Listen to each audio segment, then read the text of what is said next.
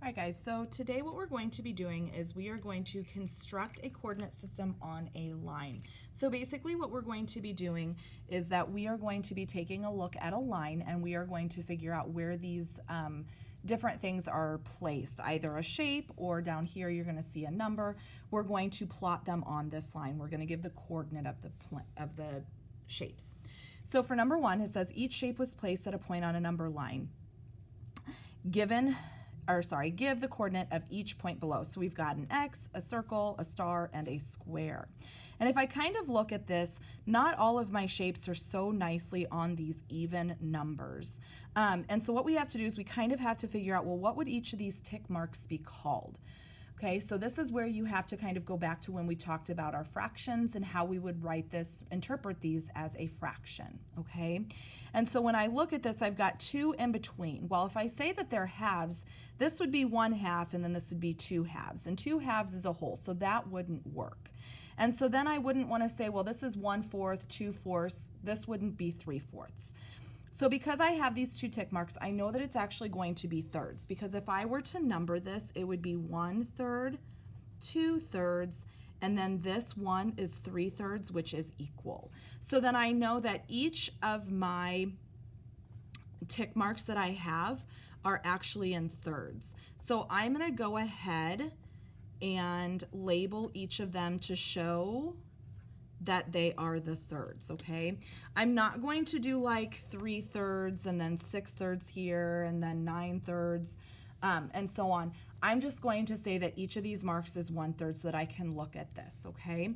And so what I'm going to do is I'm going to look for the X. Well, here is my X, and that's a nice easy one because it's just that whole number. So I'm going to go ahead and put that it's at the number 3, okay? Now I'm going to look at the star, and here is my star, and I'm going to circle this. And because it happens after that 0, but it's happening before 1, there is no whole number, so it's just going to be 2/3. Okay? Here is my circle, and my circle is with 1/3, but I have to look at the whole number that would be associated with this. And because it's after that 2, it's going to be 2/3. So it doesn't make that 3, so it's not a 3 yet, but it's still that 2, so it's going to be 2 1/3. Okay? And then I've got my square. So again, it's a 2/3, okay, but I have to look at what whole number it goes with. It's not going to go to the 5 because it's just not quite to that 5 yet, so it still goes with that 4, so it is 4 2/3, okay?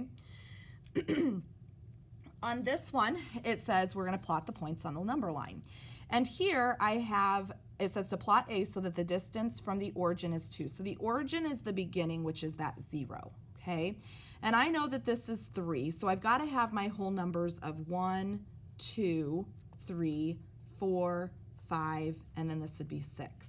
Okay, so sometimes you really have to look and say, okay, well, what exactly does that number line show? So then it says that I need to plot A, so the origin is 2. So I'm going to go ahead and put a dot, and then I'm going to label it A. So that shows me that A.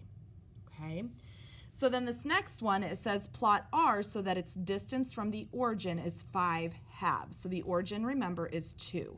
And it's nice because it already started off as 1/2. I'm going to show this as 2 halves, 3 halves, 4 halves, 5 halves, 6 halves.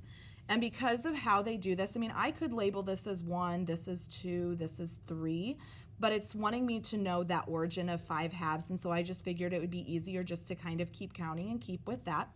So I'm going to go ahead and find that 5 halves, make my dot, and I'm going to go ahead and label that R. Okay, so now what you've done is you went ahead and you have already plotted all of these lines. Or sorry, not all of these lines. We've plotted all of these points on that line segment.